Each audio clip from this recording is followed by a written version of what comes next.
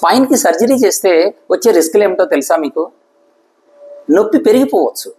అంటే దేనికైతే మనం సర్జరీ చేస్తున్నామో అదే నొప్పి మీకు పెరిగిపోయే అవకాశం ఎక్కువగా ఉంటుంది. అంటే ప్రతి 10 మందిలో 3-4కి సర్జరీ తర్వాత నొప్పి పెరిగిపోవచ్చు. దీన్నే ఫెయిల్డ్ బ్యాక్ సర్జరీ అని కూడా అంటూ ఉంటాము. ఇంతే కాకుండా సర్జరీ తర్వాత వెనకాల డిస్క్ వెనకాల నుంచి వెళ్ళే నరాలు డ్యామేజ్ అవ్వచ్చు, అలాగే ఇన్ఫెక్షన్స్ జరగచ్చు.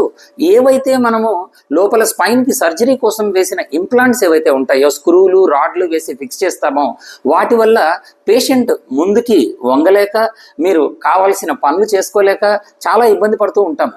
వీటితో పాటు వెనకాల సర్జరీ ఎప్పుడు తీసేసిన కండరాలు, వీటన్నిటి వల్ల మనకి ఎంతో లాంగ్ టర్మ్గా చాలా ప్రాబ్లమ్స్ క్రియేట్ అవుతూ ఉంటాయి. ఇవన్నీ కూడా సర్జికల్గా రిస్కులు ఉంటాయి.